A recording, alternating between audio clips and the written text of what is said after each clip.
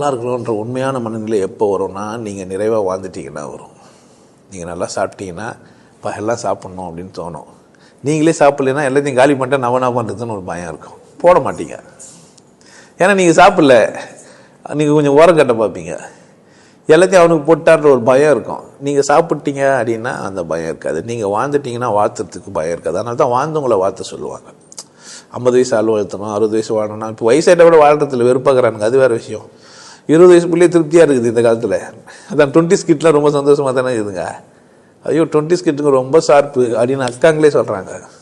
அவனுங்க வந்தாங்கன்னா இல்லாத சிலபஸெல்லாம் பண்ணிட்டு விடுவானுங்க. 90s ஐயோ பாவம் தூரம் நிற்பானுங்க, பேசுறது கூட போயிடுவானுங்க அப்படின்னு 90s 20ஸ்க்கு நிறைய சொல்லி வச்சுருப்பானுங்க.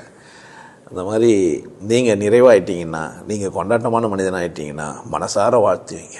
எல்லோரும் நல்லா இருக்கணும்னு உங்களுக்கே தோணும். இவ்வளோ நல்லா இருக்குது இந்த உலகம், எவ்வளோ ஆனந்தமயமானது இந்த உலகம், எவ்வளோ சந்தோஷத்தை இந்த உலகம் வச்சுருக்குது, எங்கே பார்த்தாலும் இன்பமே கொட்டி கிடக்குது, கடவுள் எல்லாமே சந்தோஷமாக செஞ்சு வச்சுருக்கிறான். ஏன் இந்த பசங்க பாவம் தேவையில்லாமல் சண்டை போட்டுனாச்சின்னு ஜாதி மட்டை மசுறுன்றானுங்களேன்ட்டு மனசார வாழ்த்து தோணும் நீங்கள் நிறைவாக வாழ்ந்தீங்கன்னா.